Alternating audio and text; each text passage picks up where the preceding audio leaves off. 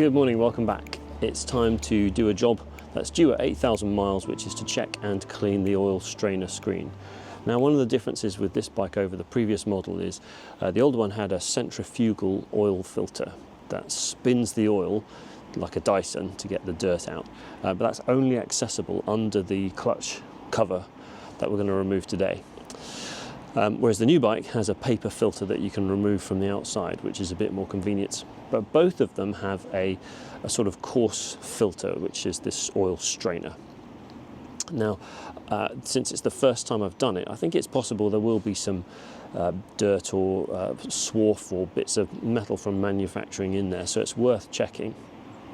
It does mean draining the oil, and I've got a previous video you can see with a lot more detail about that. So we'll drain the oil, take off all these 8mm bolts and get a look inside. Here's what I think we need to do the job. A 12mm socket for the oil drain plug, an 8mm socket on a slight extension to be able to take off the side cover. We've got a new washer for the drain plug. I'm going to change the filter. I've discovered since the last video you're only actually supposed to change the oil filter every other oil change, but it's one of the ways I'm going to treat this bike a bit more nicely than a typical learner might by giving it a new oil filter every time. You might also need a hammer and a bit of wood to protect the paint to help you get the clutch cover off. You obviously need some more oil, and you will almost certainly need a new gasket for the cover. Now, I did something a little bit weird. I bought the original Honda one, but then I also had a go at making my own, because you can make your own gaskets, and I just wanted to see if I could. So I got some gasket paper and traced around the original gasket with a pencil and then cut it out to make my own. So I'd be interested to see if it fits. But I will keep the original one. I will keep the new one. Maybe I'll use it next time around. And since we're doing an oil change, you also just need a drain pan, an old bottle, some rags, newspaper, and a bag for the rubbish. Okay, I've warmed the bike up a bit so the oil will drain better. Let's open the drain plug.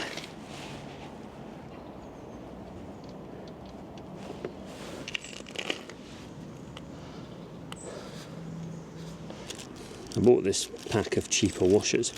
I wasn't totally sure they'd fit.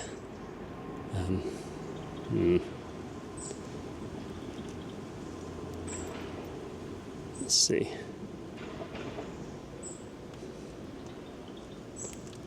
No, I don't think so. I'm gonna have to use a real one.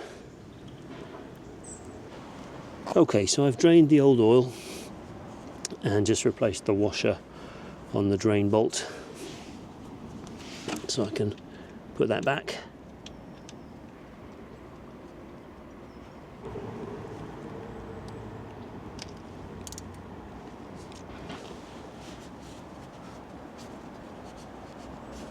So I'll move the oil pan right underneath the engine there.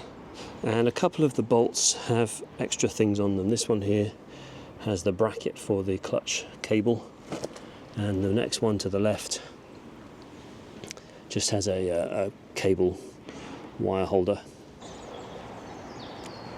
I'm doing that one first then. Oh, that was easy.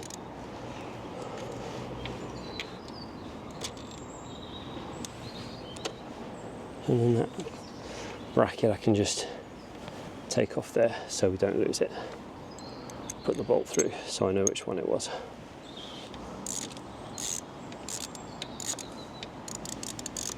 It's hard to get to it. Yeah, so,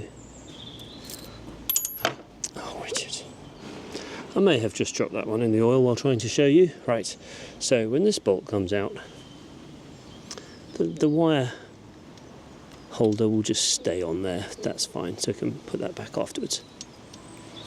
Right, without knocking the camera in the oil or dropping any bolts in the oil, let's just go ahead and remove them all.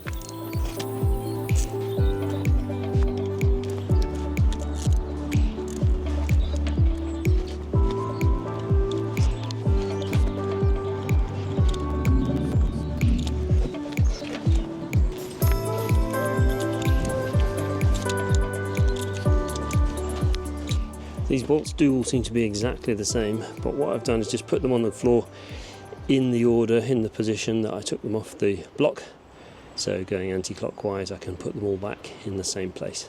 The cover doesn't fall off, it's still held on there pretty well, because there are dowels locating it in place and the gasket's a bit stuck. So to loosen it, I think we need to give a bit of a tap with a piece of wood to protect the paint. There we go, I see it there. Yeah. Here we go. Oh, look at that. Bit of oil comes out there. It looks like the gasket is in one piece, but there is some green on the body, so I will replace it, obviously. Now you can see inside the cover here, the dipstick goes in there and just reaches down into the oil.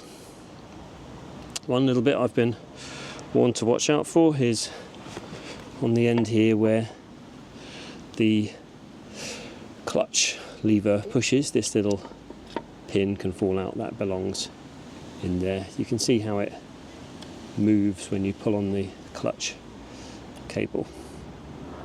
Let's take that out so we don't lose it.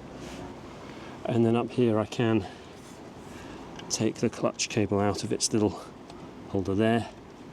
There we go, so now I'm free to move the housing away. Right, now we're inside the case. I'm going to take some photos for reference. You never know, and it might be helpful to see the size of something or where something is. You know, you might even see bolts that you didn't even look for at the time if you're thinking about something like changing the clutch next time. Move the oil pan away while I hold my phone over here, because that would not be funny. Let's have a little look while we're in here. This is the clutch pack. And I'm sure you already know, but a motorcycle has a wet clutch, unlike a car. So the clutch is soaked in oil. Motorcycle clutches are designed to be slipped more than cars are. And it's got multiple plates. So inside here you can see a metal plate which is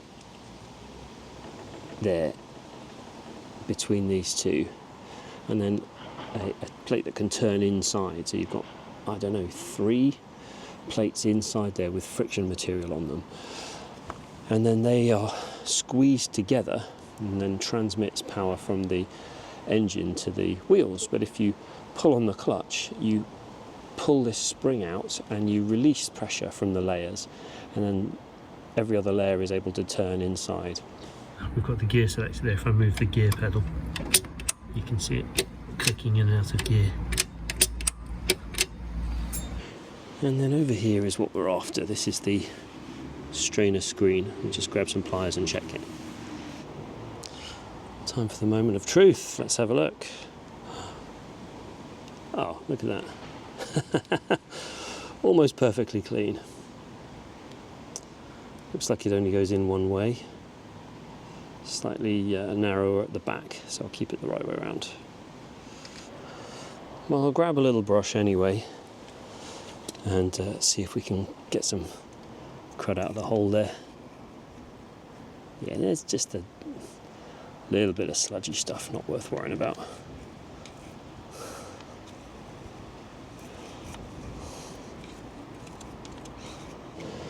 Okay, we'll put it back and start thinking about this gasket. This is the part I wasn't especially looking forward to. We need to replace the gasket, which means we need to get the old bits off. Yeah, let's try and take as much off as we can by hand first. I have a sneaky feeling this might take a while. Also don't want to leave any bits inside the engine. Oh, look at that bit. Yeah, okay, I'm saying it's really not possible to do this without a knife. So I'm just going to very carefully, very gently scrape the paper off. Just trimming the paper without scratching the metal. You're just going to have to resort to skill here.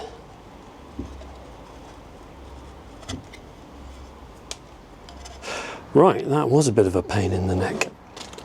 Just scraping very carefully with the edge of the knife, just very, very gently so you don't scratch the metal. But I think I've done a pretty decent job there. Let's just try my homemade gasket. Okay, we need just a little more space on those dowels, but I think it will fit. Yeah, these two are larger holes for these metal dowels rather than bolts, which help locate the cover on the bike. Yep, the gasket fits, just making sure it's flat and there's no folds, and the bolts go through the holes. It's upside down, of course. Looks easy to get the clutch cable in there now while I'm holding it loosely. Yeah. And then oh, nearly forgot. I nearly forgot this. That would not have been funny. Wouldn't have known why the clutch did not operate. Right. Let's turn you around. Oh, look at that. Yeah, that went on nicely. Just going to loosely put a couple of the bolts in first so it doesn't fall off. I read a bit about gaskets. You can have a thicker gasket which can fill more of a gap if you've got any scratches. But the thicker the gasket, the more chance there is of it blowing out under pressure. So thinner gaskets are better, unless you need a thicker gasket to make up for some scoring or something. There we go, get that bracket in place.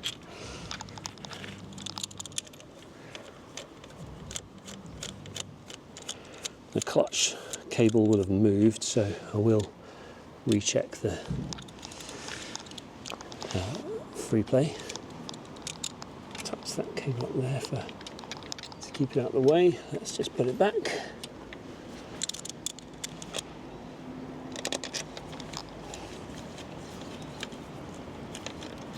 Got to be honest, I am slightly nervous about this holding oil.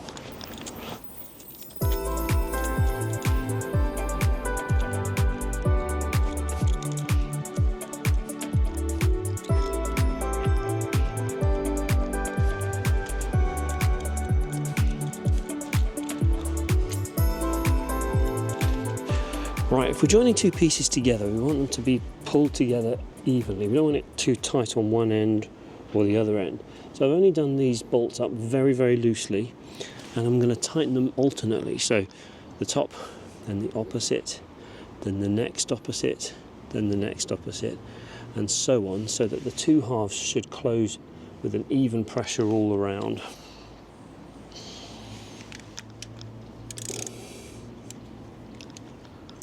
So just put a little pressure on, and then alternating sides.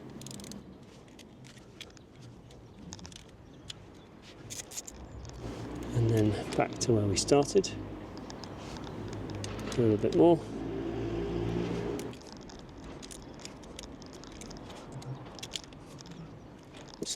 Yeah. Okay. And just a final check.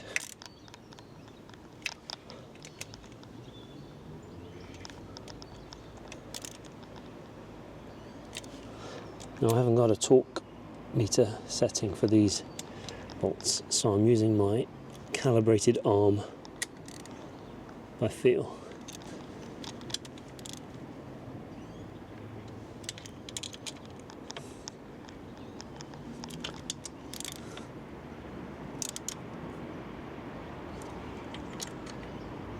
Let's clean up a bit of this mess, because I want to be able to see if we have any actual oil leaks later.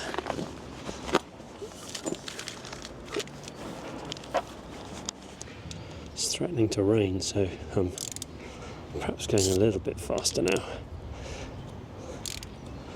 Again, we've done this before, but just going to change the oil filter while we're at it.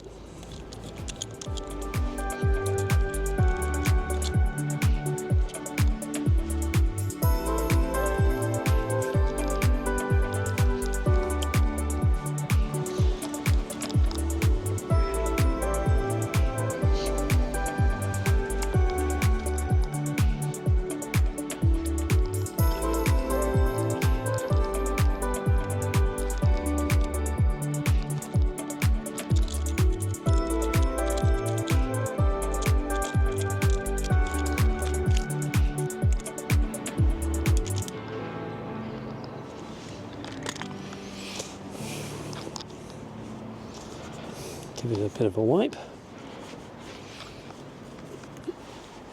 And then it'll just be time to refill with oil. Just gone and watched my own video to check that we need about 800 millilitres of oil.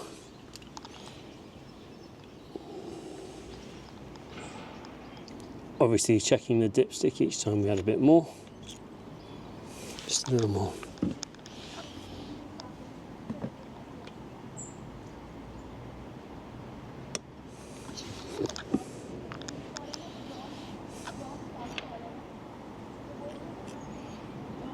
Yeah, okay.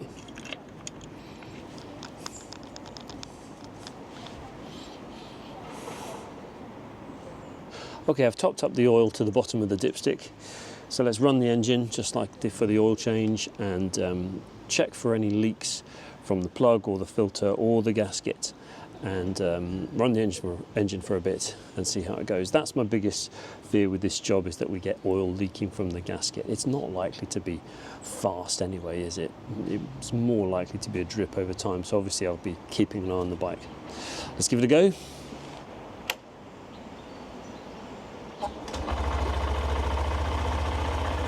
Right.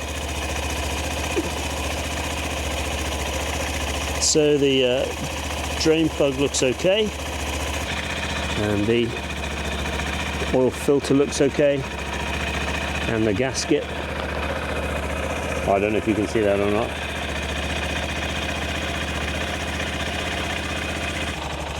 Right, I've been running a bike for a few minutes and I've had no leaks anywhere from the gasket or filter or drain plug, so I'm quite happy. But obviously I will keep a close eye on it going forward, looking on the floor in the garage before taking the bike out and checking underneath. It might be a smart idea to wash your bike after doing this actually, so any bits of oil that you've left on the casing are all washed off and it'll make it more obvious. That job was not too hard at all, except just taking the old gasket off was a bit of a pain in the neck. The strainer screen turned out to be pretty much perfectly clean in the end, so you might consider it a waste of time, but you need to know, don't you?